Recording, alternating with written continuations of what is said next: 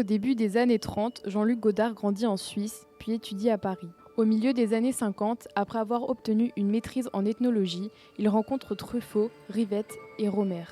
Il deviendra critique à Art et au Cahier du cinéma, avec pour première ambition d'écrire un roman, juste avant de réaliser son premier court-métrage Opération Béton en 1955. Il réalise une quarantaine de films qui lui valurent plus d'une trentaine de distinctions et prix dont il se moque totalement. En 1960, Jean-Luc Godard sort son premier long métrage sur l'idée de Truffaut, À bout de souffle, un film français emblématique de la nouvelle vague.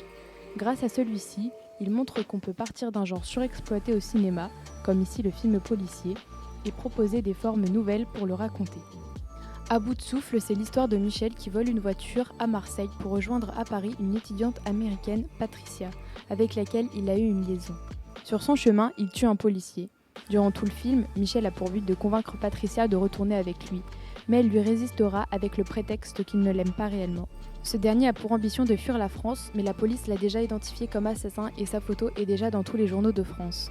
La veille de son départ pour l'Italie, Patricia dénonce Michel à la police pour le forcer à la quitter, mais il refuse. Il se fera mortellement toucher par un policier. Godard a toujours été un grand passionné de cinéma. Il casse les codes de ce milieu grâce à sa folle personnalité. Il introduit notamment beaucoup de regards de caméra dans ses films. Pour construire ces derniers, il nous confie « Je prends un thème, je tourne ensuite les plans, puis je les organise. » Nous remarquons 3 catégories d'acteurs chez Jean-Luc Godard. Premièrement, les talents qui ont contribué à sa révélation, comme Jean-Paul Belmondo, Ginsberg ou encore Michel Subor et Jean-Pierre Léaud. Deuxièmement, les acteurs qu'il prélève dans le firmament médiatico-spectaculaire. Brigitte Bardot, Chantal Goya ou bien Alain Delon.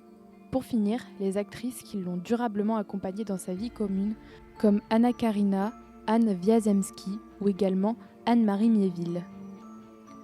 Jean-Luc Godard a toujours pratiqué le genre du film-essai. En tant que critique, je me considère déjà comme cinéaste. Aujourd'hui, je me considère toujours comme critique et en un sens, je le suis encore plus qu'avant. Je filme les romans au lieu de les écrire. Très important dans les films de Godard, le son est un élément primordial.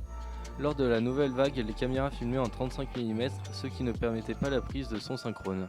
Godard sera donc le premier à tourner avec le son direct avec Une femme est une femme en 1961. François Missy est l'ingénieur du son de tous les films de Godard depuis Passion en 1981. Il nous fait comprendre que le travail de la composition n'est pas moindre avec la phrase suivante. Le véritable travail de la composition. Godard multiplie les innovations stylistiques, les inventions, les trouvailles et aussi beaucoup d'audace. Il fait des apostrophes aux spectateurs. Si vous n'aimez pas la mer, Dévoile l'équipage de tournage. Il fait aussi des images en négative, des images floues, des décadrages, du silence complet et du son très saturé. Et pour finir, une sortie de pellicule dans Weekend pour renforcer la sortie de route de la voiture.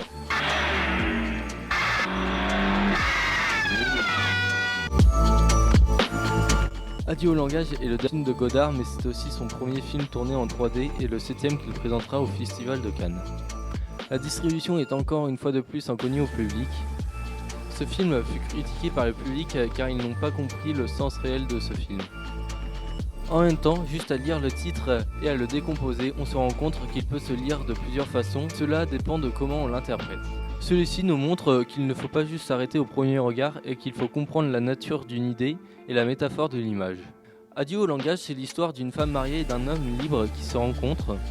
Ils s'aiment, se disputent, les coups pleuvent. Un chien erre entre ville et campagne. L'homme et la femme se retrouvent. Le chien se trouve entre eux. L'autre est dans l'un est dans l'autre. Et ce sont les 3 personnages. L'ancien mari fait tout exploser. Un deuxième film commence, le même que le premier, et pourtant pas. De l'espèce humaine, on passe à la métaphore. Le film se finira par des aboiements et des cris de bébé. Pour conclure, Jean-Luc Godard est une grande figure de la nouvelle vague grâce à ses nombreuses expériences audacieuses qu'il a menées tout le long de sa carrière.